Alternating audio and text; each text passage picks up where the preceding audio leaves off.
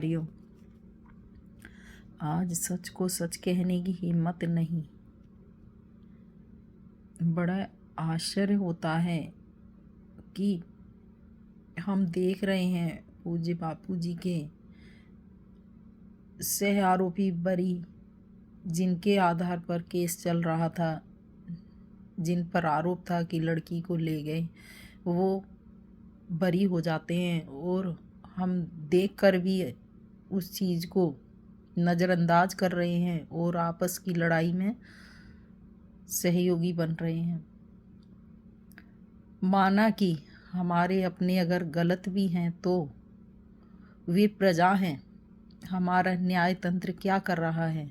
हमें जिधर अपनी बात को गंभीरता से रखना चाहिए, एकजुट होकर जिधर हमें अपनी पूरी शक्ति लगानी चाहिए, हमारा ध्यान उधर नहीं जाता है। हम आपस में लड़ते हैं और जो लोग कहते हैं कि यात्रा करने वालों को गलत ठहराते हैं, वो भी गलत ही है, क्योंकि वे गुरुद्रोही कैसे हो सकते हैं जो इतना संघर्ष कर रहे हैं, जो 190 किलोमीटर की यात्रा पैदल कर रहे हैं, तो वे गुरुद्रोही कैसे हो सकते हैं? कहीं ना कहीं हम सबको एकजुट होना चाहिए, एक दूसरे की बात समझना चाहिए।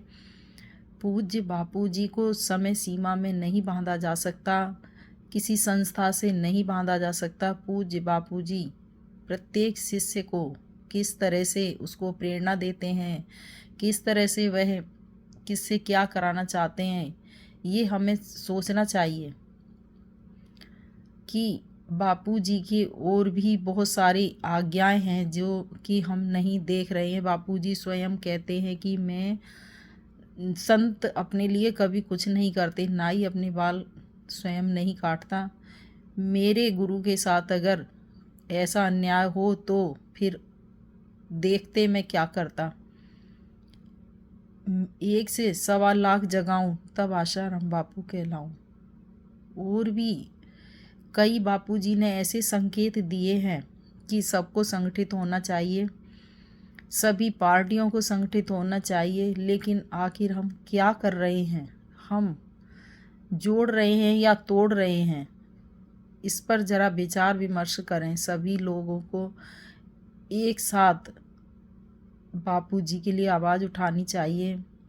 कोई सेवा करता है, हाँ ठीक है, अगर आपको कोई आज्ञा ऐसी दी है बापू जी ने, तो आप स्वयं उसमें सहयोगी ना हो, लेकिन दूसरों को अगर आप रोकते हैं तो आप अपराध करते हैं।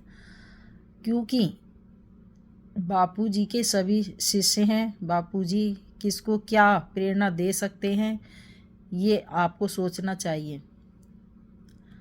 तो मैं तो सभी से निवेदन करना चाहूँगी कि सब संगठित हों, एक दूसरे की बात को समझें और अपने गुरुदेव को लाने का लक्ष्य बनाएं।